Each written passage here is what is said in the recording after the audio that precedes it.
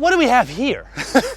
Guys, welcome. My name is John from KUWTB, Keeping Up with Bavarians. Today we have a very interesting comparison for you guys. Now, for your average viewer, you're gonna look at this like family sedan, sports car, BMW versus Toyota. What is going on here? But for the person in the know, you would know that, well, this isn't actually a Supra. No, it's not. This is a Bupra. Yes, you heard me right, Bupra. And the reason why I call it a Bupra, because really it's just a BMW with the Supra suit on it. As simple as that. BMW motor, BMW interior, BMW sounds from inside. It even has iDrive. Well, this is a true-blooded Bavarian, BMW E90 M3 from the year 2008, 4-liter V8, 414 horsepower. This is, it's kind of a copycat in a way. But regardless, guys, we're gonna be comparing the two right here for you today. We have the speed, the acceleration, the sound, the handling, everything here for you today. So I'm super excited to show you guys this video. And lastly, before I go, this hat right here, this is my brand, KUWTB. This hat will be staying on my head if I do enjoy the BMW over the Supra. But if I don't, we've got a Supra hat just for you guys. So please stay tuned if you guys do enjoy the video, and make sure to follow and subscribe if you do. So let's get started. Nice.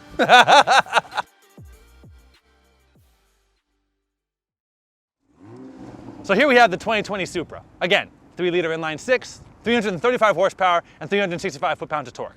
But right now, it's in normal mode. So let's go ahead and listen. I don't hear anything yet, but let's go ahead and get closer and hear this rev.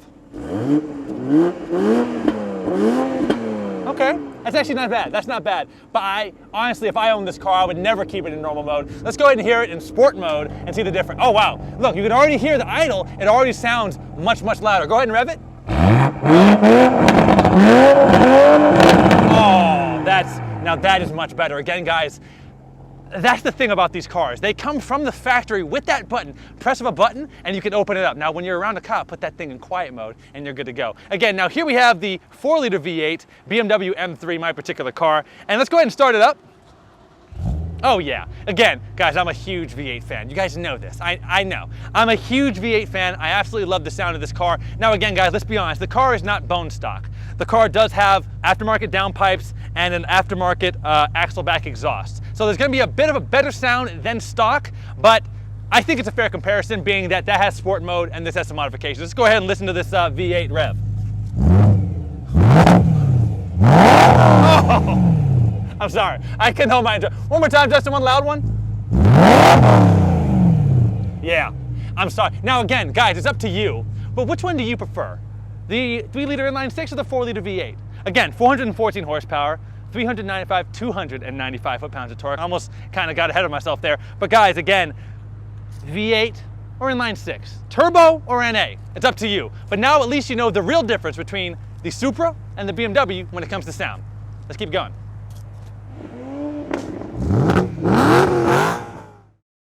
Let's go ahead and just check out the visuals, right? Get a visual comparison of both of the cars. Now let's go ahead and just pop the hood on this M3. Again, everything's kind of buttoned up here. Not really much to see.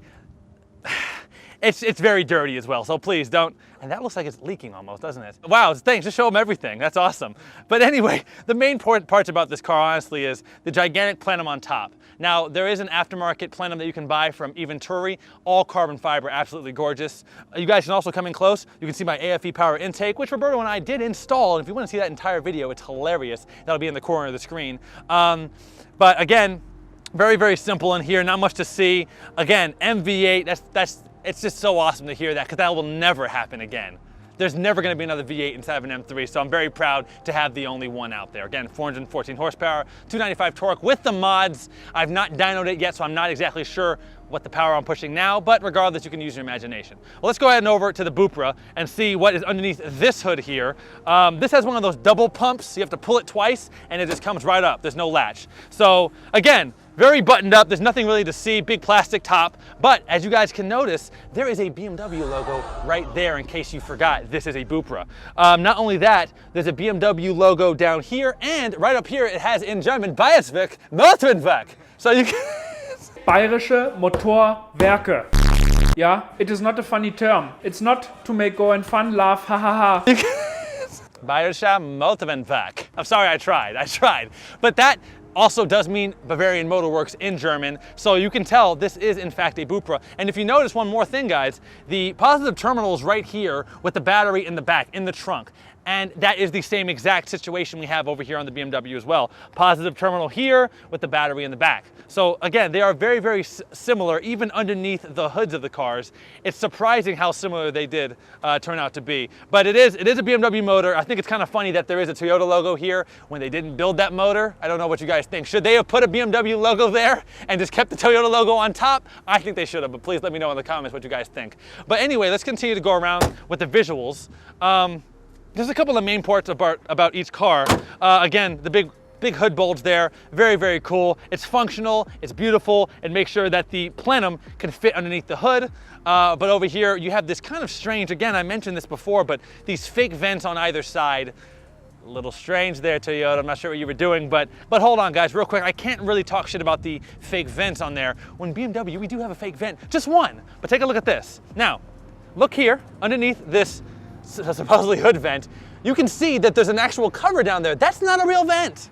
That is not a real vent. Now, there is one real vent on this side. Go ahead and take a look over here. I'm gonna lean across the car like a model, but there is actually one real vent there. That is for air to escape out of the hood. Everyone thinks, oh, that must be the intake. That's not the intake. The intake actually is down here in this vent. If you can come around here, this is where the air comes in for the intake. It comes through this right here. You can see my hand can go all the way up into there and keep going. So that is the intake. But this is where the air escapes from. Very strange design. But again, front end comparison, guys, I think that the M3 looks more like a gentleman's car. I'm sorry, it's more traditional, let's be honest. Well, this is definitely more of a sporty car, but I still think the front end of the Toyota just doesn't, I don't like it. It's my least favorite angle of the car. Again, it's a good looking car, but this is my least favorite angle. Where the Toyota does shine though, guys, is the side profile of the car. Now this one has been lowered on some wheels. They are Bavarians. Have you ever heard of those, Roberto?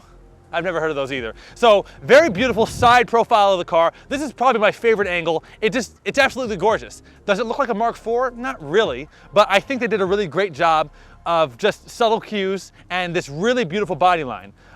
More fake vents on the hood, on the door, unfortunately. Big fake vent there, that's okay because it's a door, so I'm not tripping about it. And then you come around to the back end, guys, F1 style taillight, but my favorite piece here is the aftermarket carbon fiber spoiler he put back here. Absolutely goes with the body lines of the car, looks gorgeous. Another really interesting cue of this car, guys, if you haven't noticed, these gigantic taillights which protrude from the car, which you don't see this ever. I've never seen this before on any car. Look how far, it's about maybe 2 inches of protruding taillight. Very strange design, but I think it actually works really well. So come around to the back, the diffuser is built in into the bumper itself. It's like this piano black look, but it's actually really, really nice. I think it might be hard plastic or some type of, I don't know exactly what it is, but you guys can see it has these really interesting fins on the side which go down into the diffuser, very aggressive looking, very good looking. Also has a nice, what is this, like a 4-inch exhaust, maybe a 3.5-inch exhaust on either side. Good looking design, guys. I think they did a great job. And then again, this always throws me off, guys, with this GR, which stands for Gazoo Racing.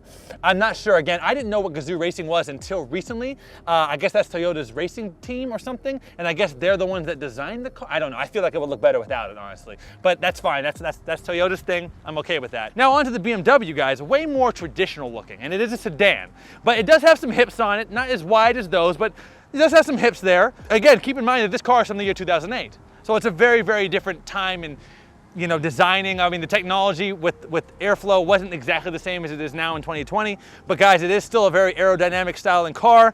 Nice real grille out the back to get some airflow there. Again, I do have an aftermarket muffler, 3.5-inch pipes on either side, and this is a Castro Motorsports exhaust, by the way, if you guys were wondering, right there. Shout out Castro and Chris and the whole team over there. You guys are awesome. But again, guys, very traditional looking rear end here. Small spoiler right here at the back. Now this is the pre-LCI, I will talk about that. This is the pre-LCI with the old style taillights. A lot of people don't like these taillights. They say these are ugly and old. I get it, I understand. I personally prefer them, but that's just me.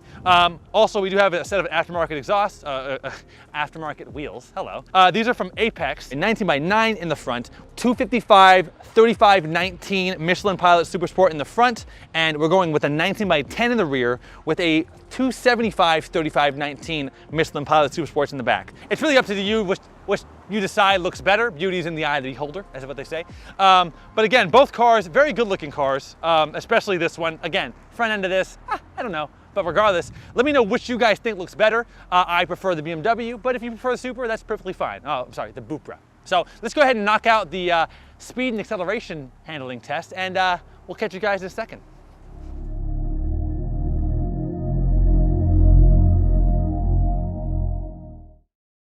So here we are back, guys, in the 2020 Supra. And honestly, first and foremost, the thing I notice the quickest is the speed of this car. How surprisingly fast it is. Obviously it's turbocharged, we know this, with 335 horsepower. Now, we've seen a lot of dyno runs of this car, and the dyno runs mention that the car has over 360 to the wheels. So that would mean that the power to the crankshaft is over 400. I'm not sure why Toyota sandbagged their numbers like that. Maybe so that with the 2021 model, they can say we made improvements, we made it faster, when actually they didn't. But honestly, this car is a lot of fun to drive. And now, we're only really going in long, large straightaways, but right off the bat, you can feel the speed of it, you can hear the sound of the turbos fluttering, and it sounds incredible. You can even hear the induction noise. It's amazing. That's one thing I just do not get in the M3. Very direct steering, even though I'm sure it's very assisted. It's hard to tell. They did a great job masking it. And even though obviously the M3 just feels a little bit more analog compared to this car, again, it does feel good. It's not like, it doesn't feel like a GTR would, where it's like a straight computer you're driving. That's not what it feels like. The paddle shifting is a little strange. I'm gonna go ahead and put it in manual mode. So it gives me free range to shift on my own, which is really cool. And if you listen, you can hear those pops. It has a burble tune from the factory, which, and you can just see me kind of kick back in the seat. The torque, and I wasn't even really on it, it just, it's immediate. It's immediate. I mean, look, if I just, it's no joke. This car is no joke, and that's why I really enjoy it. And that's the thing with turbo cars, again, especially, oh yeah, the steering is way, way heavier as well. You can really feel the steering here. Honestly, I wouldn't mind really owning a car like this. I think the one thing holding this car back is its price. It is about a $60,000 car, and here's the kicker. Here's the kicker. The owner of this car, okay, we got it from Turo. The owner of this car pays, get this, hold on, $1,080 a month to pay for this car. That's his lease. $1,080 a month. Hello? I pay less than half of that for my M3. It's crazy. Now again, it's a brand new car, brand new, and not only that, it's like the hype car, right? Everyone's been waiting for this since '98. We've been waiting for this car to come back to the States. So I totally understand it. But remember when they first came out, they were doing these markups, these crazy markups that were like, I saw one for $120,000. It was insane. But even now, without the markup, it's still a very expensive car for the amount of power it's pushing. Huh? Regardless, guys, it's just actually a really fun car to drive. All right, guys, we are inside of the E90 M3, my absolute dream car, and I am so happy to be driving it. I'm back, and it feels like I'm in home. Feels like I'm at home right now. I'm gonna go ahead and put it in M mode, which is pretty much the sport mode of this car. It's pretty much the sport mode. Now, again, it doesn't change the exhaust. It doesn't add more power like the E60 M5 would, but instead, it tightens up the throttle response, makes the steering a bit heavier, and has the suspension in the heaviest setting. So it's actually pretty awesome. Again, both cars have a similar technology. That one has the sport mode, which does similar things. You can customize it just like you can with this car. It was actually pretty cool. So it was, BMW at this point in time was just coming on that edge of technology. With the E46, there really wasn't. It was so analog, and I think that's why people love it so much. But with this car, it was right on the edge of technology where the Bluetooth, for instance, it only works with on the phone. You can't just use Bluetooth on your iTunes or on your Spotify. It doesn't work like that. It only works with talking on the phone. Very strange. Again, the car it feels way more analog than even the Supra does, because the car is 10 years older than it. But there's just something about this car, guys. I think it's so subtle. If you don't know what it is, you won't even take a second look at it. It's almost a sleeper in a way, where it doesn't get the looks that the Supra does, which is first and foremost, that's what I notice when I'm in here. I'm like, wow, no one's staring at me. It's a little weird. But regardless, guys, the driving mechanics, the fixed steering wheel, the sound of the car, the way you can just roll through the gears manually it's so rewarding. It feels so good to be able to just drive the car and not have the car drive you. I just prefer the way this car feels compared to that. Nothing wrong with that. That's where cars are going nowadays. They're going to more technology, You know, a lot more assists, right? The lane keep and all that weird stuff. Heads up displays like in the Supra, how the Supra will turn off. It's one of those like start-stop functions where it'll turn off when you stop the car and turn back on when you push on the gas again. It honestly is good tech, but at the same time, it just, I guess it kind of takes away from the analog feel, which I know a lot of us actually enjoy. But just going off the way they drive, it actually is, it's a lot of fun to drive this car. That one is fun as well. It's just missing that oomph. You know what I'm saying? It's missing that oomph that this car has with the sound, with the 6-speed manual, with the more direct steering, with a thicker steering wheel, with less tech kind of nerfing the car. Did the Supra ever stand a chance? Honestly, did it ever stand a chance? I don't know. I'm sorry. I'm gonna just go ahead and put this hat back on because it just, can you really beat an E90 M3? All the E46 guys are saying if you had an E46 M3 there, it would. No. But no, guys, thank you so much for joining me on this little trip. We have Supra versus E90 M3. Just such a strange comparison to the person that doesn't understand. But for the guy in the know, this is a perfect pairing.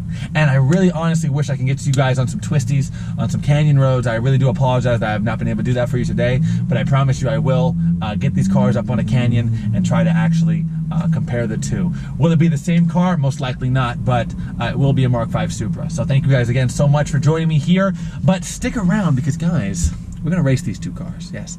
And I'm gonna be 100% honest. I'm gonna put the GoPro facing kind of forward because I'm not gonna win this race. But hey, you never know. You just never know. I lost once before.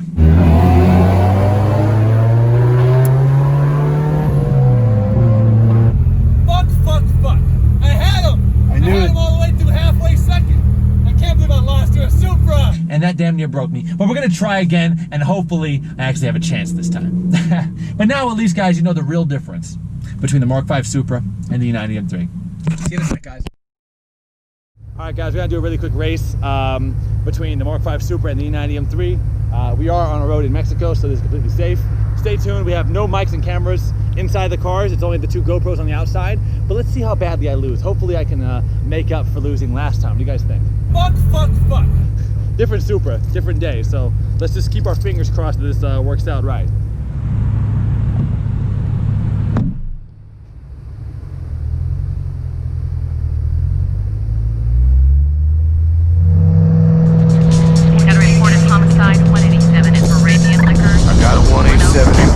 Cops are all over, man. We're good to roll. I repeat, good to roll. Let's race.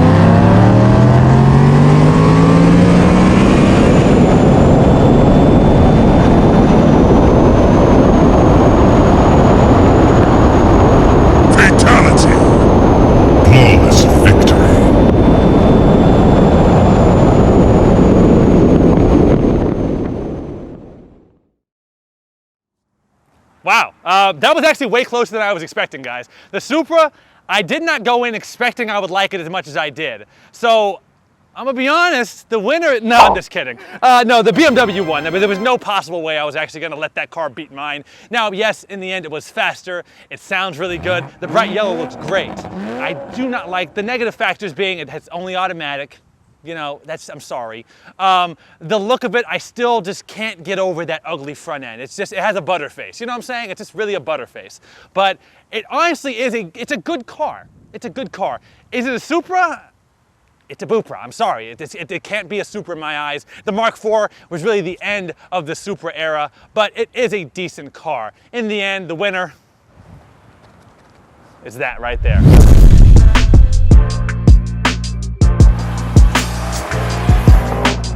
Come on now. There was just no way. Look, guys, I'm sorry. It was a little biased, I guess. I am. It's my car. I own it. It's one of my dream cars. But honestly, the fact that it has a manual transmission to the automatic, the fact that even though it's a little bit slower, It's just a little bit more exhilarating to drive because of that sound, because of the fact that I have to shift it myself. There's a lot less driver assist as well. It doesn't have that weird thing where it turns off the engine when you stop the car. There's just a lot of things about this car I prefer over that one. But regardless, guys, thank you so much for watching the video. I hope you enjoyed. Make sure, again, if you're brand new to the channel, please subscribe, click the little bell icon to make sure that you're following every video. And thank you for watching, guys. Stay legendary.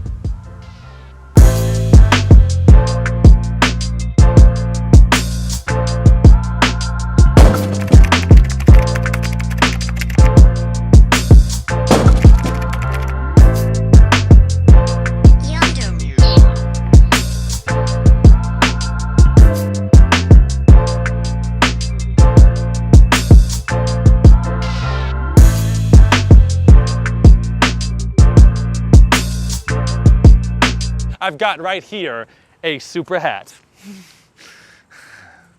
Fuck.